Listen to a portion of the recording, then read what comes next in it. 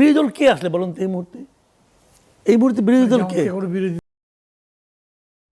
আসসালামু আলাইকুম এবং আদাব। বাংলাদেশ সেনাবাহিনীর সাথে পাকিস্তান সেনাবাহিনীর দহরম মহরম ইদানিং খুব চোখে পড়ার মতো। শুধু যে সেনাবাহিনী তাই নয়, সাথে বিমান বাহিনী রয়েছে, নৌবাহিনী রয়েছে। ওভারঅল সামরিক বাহিনীর মধ্যে যে যোগাযোগ এবং যে সখ্য গড়ে উঠেছে তা আজকাল অনেকটা চোখে পড়ছে। আমার আজকাল ধারণা যে পাকিস্তান সামরিক বাহিনী, বিশেষ করে পাকিস্তান আর্মি যেভাবে পুরো দেশটাকে শাসন করছে, দেশের রাজনীতি বলেন বা পুরো পাকিস্তান সেনাবাহিনীর নিয়ন্ত্রণে। যে কথা আমি আগেও বলেছি যে পৃথিবীতে খুব হাতে গোনা আর্মি আছে যাদের দেশ রয়েছে। যেমন বলা হয় যে অমুক দেশের একটা আর্মি আছে, কিন্তু পাকিস্তানকে বলা হয় যে পাকিস্তান আর্মির একটা দেশ আছে। এবং এটা খুব মজা। পাকিস্তান একদিকে তাদের অর্থনীতি ভঙ্গুর, ভিক্ষার টাকায় চলে, কিন্তু সামরিক বাহিনীর কিন্তু টাকার অভাব নেই। তাদের প্রচুর সম্পদ রয়েছে, প্রচুর অর্থ রয়েছে, এবং তাদের গোয়েন্দা সংস্থার বাজেট এবং তাদের অনেক ক্ষেত্রেই কোনো অ্যাকাউন্টেবিলিটির দরকার হয় না। They can spend as much as they want. তো আমার মনে হয় যে বাংলাদেশ আর্মির মধ্যেও এই ধারণাটা ঢুকিয়ে দেওয়া হয়েছে সুকৌশলে, এবং বাংলাদেশ আর্মি এখন সবখানেই তারা এই পাকিস্তানের সাহায্য নিচ্ছে। প্রশিক্ষণ বলেন, যন্ত্রপাতি ক্রয় বলেন, সবকিছুতেই তাদের পাকিস্তানকে লাগছে। এবং এই যে তারেক রহমানের সাথে দেখা করতে গেলেন, মূলত দু তিনটা ইস্যু নিয়ে কথা হয়েছে। যেমন আপনারা জানেন যে জুন মাসের থেকে পর্যায়ক্রমে সেনাবাহিনীকে উইথড্র করে ব্যারাকে ফিরিয়ে নেওয়া হবে। সেই যে ডক্টর ইউনূসের আমলে ম্যাজিস্ট্রেসি পাওয়ার সহ সেনাবাহিনীকে ব্যারাকের বাইরে আনা হয়েছিল আইন শৃঙ্খলা সহ বিভিন্ন কারণে। তো সেই সেনাবাহিনী কিন্তু প্রায় 2 বছর হতে চললো, তারা কিন্তু আর ব্যারাকে ফিরে যেতে চাচ্ছে না। যদিও সেনাপ্রধান তার একটা বক্তৃতায় রাওয়া ক্লাবে অনেক আগে বলেছিলেন যে তার বাহিনী ব্যারাকে ফিরে যেতে চায়, তিনিও ক্লান্ত, তিনি একটা নির্বাচন দিয়ে একটা লম্বা ছুটিতে যেতে চান। কিন্তু নির্বাচন হয়ে যাবার পরে সেনাবাহিনীর ব্যারাকে ফেরারও নাম নাই, তারও ছুটিতে যাবার নাম নাই। যদিও তিনি পেশাগত সফরে বিভিন্ন দেশ ঘুরে বেড়াচ্ছেন, কিন্তু একটা ফ্যামিলি হলিডে করার কোনো নাম নাই। তাহলে ঘটনাটা কি? একটা তো প্রচলিত কথা আছেই যে সেনাপ্রধান যেটা বলবে তার মানে আপনারা ধরেই নেবেন যে ওটা হবে না। সুতরাং সেটা এখানেও আমরা দেখতে পাচ্ছি। সেনাবাহিনীকে যখন জুন মাস থেকে পর্যায়ক্রমে ক্যান্টনমেন্টে ফিরিয়ে নেবার সিদ্ধান্ত হয়েছে সরকারের পক্ষ থেকে, তখন ওয়াকার গিয়ে বলেছে যে এই মুহূর্তে সেনাবাহিনীকে ব্যারাকে ফেরানো ঠিক হবে না। তার যুক্তি হলো, যদি এই মুহূর্তে সেনাবাহিনী রাজপথ থেকে উইথড্রন হয়ে ব্যারাকে ফিরে যায়, তাহলে মাঠ আওয়ামী লীগের দখলে চলে যাবে, এবং তখন নাকি আওয়ামী লীগকে সরকারের পক্ষে সামাল দেওয়া সম্ভব হবে না। এমনি আওয়ামী লীগের নেতা কর্মীরা এখন যথেষ্ট চার্জ।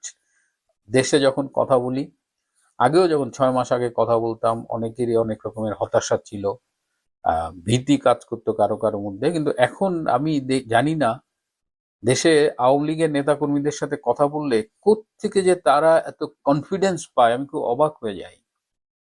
এমনও হতে পারে যে যখন পিঠ দেওয়ালে ঠেকে যায় তখন কিন্তু মানুষ মরিয়া হয়ে ঘুরে দাঁড়ায়। আর আওয়ামী লীগের মতো একটি সংগঠন যার 5 কোটি শুধুমাত্র ভোটার সমর্থক রয়েছে, তো সেই সংগঠনকে আপনি নির্বাহী আদেশে কার্যক্রম বন্ধ করে রাখবেন, তাদের উপরে নির্যাতনের স্টিম রোলার চালাবেন, কারাগার ভর্তি করে রাখবেন, কতদিন রাখবেন?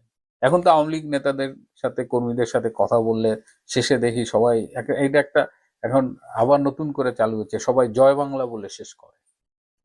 তো এই জায়গাটায় এই এই আওয়ামী জুজুর ভয় দেখাচ্ছেন জেনারেল ওয়াকার খান, তারেক রহমানকে বোঝানোর চেষ্টা করছেন যে আর্মিকে এই মুহূর্তে উইথড্র করা ঠিক হবে না।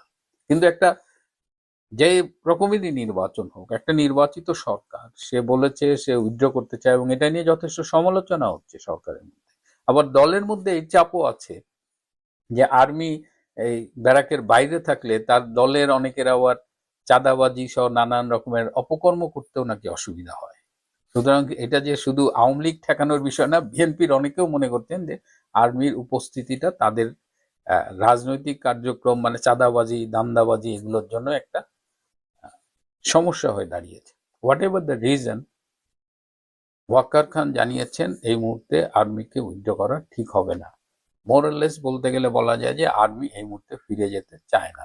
কেন আর্মি ফিরে যেতে চায় না, এর পাশাপাশি আরো বলেছেন তিনি, এই যে নিরবিচ্ছিন্ন সহযোগিতা করতে চায় সরকারকে, সরকারের সাথে এক ধরনের পার্টনারশিপ গড়ে তুলতে চায়, এটা দেখে আমাদের সেই ঘর পোড়া গরু সিঁদুরে মেঘ দেখলেই ভয় পায়, সেরকম একটা অবস্থা। আর্মি যখন সরকারের সাথে সহযোগিতা নিয়ে কাজ করতে চায় নিরবিচ্ছিন্নভাবে, তখন আবার সেই পাকিস্তান মডেলের কথা মনে পড়ে, যে পাকিস্তান সামরিক বাহিনী এখন ঘন ঘন বাংলাদেশে আসছে। তাদের এই মন্ত্রটাও দেওয়া খুব স্বাভাবিক যে আমরা পাকিস্তান লুটে পুটে খাচ্ছি, দখল করে খাচ্ছি, তোরা বেটা বাংলাদেশ দখল করে খায়, এটাও হতে পারে। আরো কিছু কার্যকলাপ যেটা আমরা দেখছি যে সাধারণত এই গত বাজেটেও বাংলাদেশের প্রতিরক্ষা বাজেট যেটা ছিল এটা প্রায় 41,000 কোটি টাকার কাছাকাছি। এছাড়াও আরো অনেক খাতে বাজেট থাকে যেটা প্রতিরক্ষা খাতে বা এই সামরিক বাহিনীর পেছনে ব্যয় হয়, এবং হিসাব করলে দেখা যায় যে সবচেয়ে বেশি বাজেট এই প্রতিরক্ষা খাতেই ব্যয় হয়। আবার এর কিছু অংশ তারা কৌশলে অন্য অন্য সেক্টরে ডিভাইড করে দেয়, হোয়াট এভার দ্য রিজন। তো এখন তাদের যে প্রচলিত বাজেট এর বাইরেও তারা এবার 27,000 কোটি টাকা অতিরিক্ত চাচ্ছে, এবং এই বাজেটটা চাচ্ছে মূলত কেনাকাটার জন্য। এর একটা বড় অংশ খরচ হবে বিমান বাহিনীর জন্য। বিমান বাহিনী আকাশ প্রতিরক্ষা যে ব্যবস্থা আছে সেটা কিনতে চায়, ড্রোন কিনতে চায়, যুদ্ধ বিমান কিনতে চায়, তাদের পাইলটদের প্রশিক্ষণ দিতে চায়, আবার বাংলাদেশ সেনাবাহিনী বিভিন্ন অস্ত্রপাতি কিনতে চায়, নানা রকমের মানে সামরিক বাহিনীকে আধুনিকীকরণের জন্য অতিরিক্ত 27,000 কোটি টাকা প্রতিরক্ষা মন্ত্রণালয় থেকে এবার সরকারের কাছে বাজেটে রাখার জন্য বলা হবে, এবং এই 27,000 কোটি টাকা মূলত পারচেজ, এর মধ্যে কিন্তু ম্যান পাওয়ার, অ্যাডমিন কস্ট এসব নেই। তার মানে বাংলাদেশ যে মুহূর্তে টাকা ছাপায় চলতেছে, প্রতিদিন ব্যাংক থেকে লোন করে চলতেছে, বাংলাদেশের অর্থনৈতিক সূচকগুলো সব নিম্নমুখী, সেই মুহূর্তে একটা উচ্চবিলাসী বাজেট তারা এই সরকারের কাছে চেয়েছে এবং এই সরকারকে সেটা জানিয়েছে। তো আমি জানি না যে এই কথা শোনার পরে আমাদের প্রধানমন্ত্রী কতটা আনন্দিত হবেন, বা প্রধানমন্ত্রী জেনারেল ওয়াকারকে কি বলেছেন তাহলে সেনাবাহিনী এই মুহূর্তে উইথড্র করা হবে না? ওয়াকার খান যেভাবে ঢুকেছিলেন সেই একইভাবে কিন্তু বের হননি, বেরোনোর সময় তার মুখটা একটু কালো ছিল। এখন সরকার তাকে সিদ্ধান্ত ইমিডিয়েটলি জানিয়ে দেননি, সরকার বলেছে তারা ভেবে দেখবেন, তারা দেবেন। তো তারপরে কি হবে সেটা নিয়েও একটা আগ্রহ তৈরি হয়েছে। এর পাশাপাশি বাংলাদেশ একটা সামরিক জোটে যোগ দেওয়ার জন্য চিন্তা ভাবনা করছে। যেমন পাকিস্তান সৌদি আরবের মধ্যে একটা ডিফেন্স চুক্তি হয়েছে, পাকিস্তান সৌদি আরব তুরস্কের সাথে মিলে বাংলাদেশ একটা নতুন সামরিক জোট তৈরি করতে চায়, এবং সেই জোটে যোগদানের মধ্য দিয়ে বাংলাদেশ এমনিতেই জিওপলিটিক্যাল যে ক্যালকুলেশনস গুলো আছে, যে ইকুয়েশনস গুলো আছে, তাতে বাংলাদেশ ভীষণ ঝুঁকিপূর্ণ একটা অবস্থায় আছে।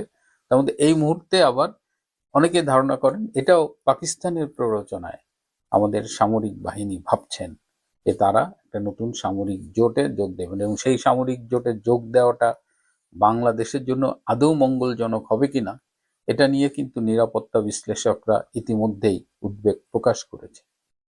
এখন শেষ কথাটা হলো যে জেনারেল ওয়াকারের সাথে অ্যাডমিরাল নাজমুল হাসান কেন গেলেন, কেন নৌবাহিনী প্রধান গেলেন, সেটি নিয়ে পরের এপিসোডে বলবো। নৌবাহিনী প্রধানকে কেন নিয়ে গিয়েছেন এবং নৌবাহিনীর প্রধানের বিষয়ে আরো কিছু স্পষ্ট